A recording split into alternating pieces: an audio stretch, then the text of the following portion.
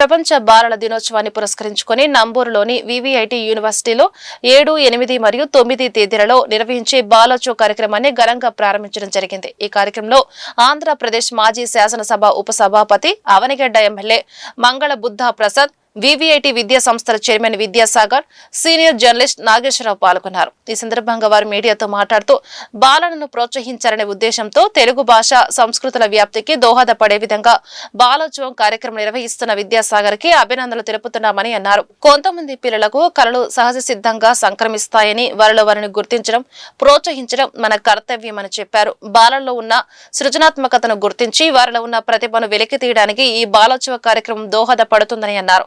పరభాష, పర సంస్కృతి వ్యామోహంలో పడి కొట్టుమిట్టాడుతున్న తెలుగు జాతి కనువిప్పు ఈ బాలోత్సవ కార్యక్రమం ద్వారా బయటపడుతుందని చెప్పారు. సంప్రదాయ వస్త్రాధారణలో కనిపిస్తున్న పిల్లలను చూస్తుంటే చాలా సంతోషంగా ముచ్చటేస్తుందని ఆనందం వ్యక్తం చేశారు.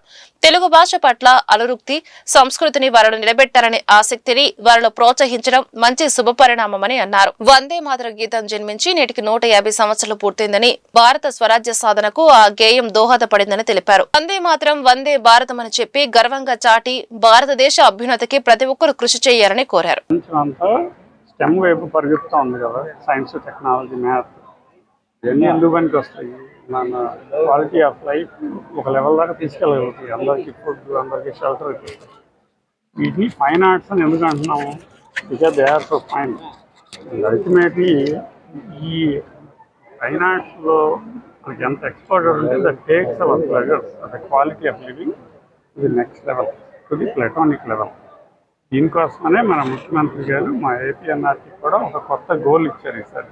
ప్రపంచం, ఇందాక చెప్పాను కదా, మా పిల్లలంతా మిస్ అయిపోయారు ఇవన్నీ అని. అది ముఖ్యమంత్రి గారు ప్రపంచంలో ఉన్న అందరూ తెలుగు పిల్లలకి తీసుకువెళ్ళేట్టుగా చూడన్నారు. దానికోసం ఒక వేరే డైరెక్టర్ని కూడా తీసుకున్నాము. అవి యాక్టివ్గా జరుగుతుంది.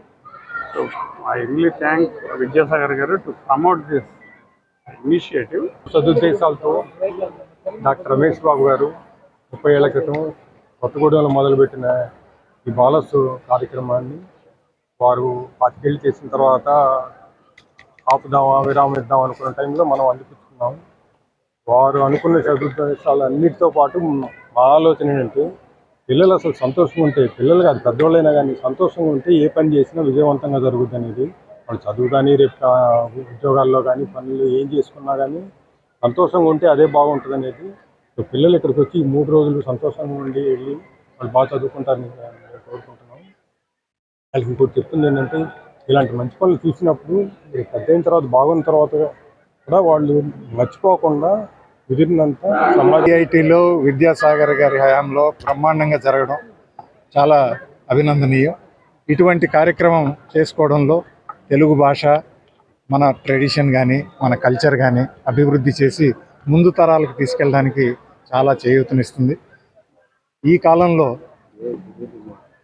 పర్సనాలిటీ డెవలప్మెంట్ అని మనం మాట్లాడుకుంటున్న టైంలో ఇటువంటి ట్రెడిషనల్ యాక్టివిటీస్, కల్చరల్ యాక్టివిటీస్ మనిషి యొక్క దృక్పథాన్ని ఎంతో పెంపుదల చేస్తుంది. వారికి ఆరోగ్యమే కాదు కదా, ఎంతో క్యారెక్టర్ బిల్డ్ చేసుకోవడానికి అవకాశం కల్పిస్తుంది. దీనివల్ల అందరూ సక్సెస్ఫుల్ అవుతారని మేము ఆలోచిస్తున్నాం. ఇక్కడ వేల సంఖ్యలో వందల స్కూల్స్ నుంచి ఇక్కడికి వచ్చి పిల్లలు పాల్గొంటున్నారంటే ఈ యొక్క కార్యక్రమం ఎంత చక్కగా నిర్వహిస్తున్నారు. ఇటువంటివి మరి ఇంకెన్ని అవసరం ఉన్నాయో అనేది తెలుసుకోగలుగుతున్నాం. ఇటువంటివి జరిగితే యూనివర్సిటీల్లో జరుగుతున్న ప్రస్తుత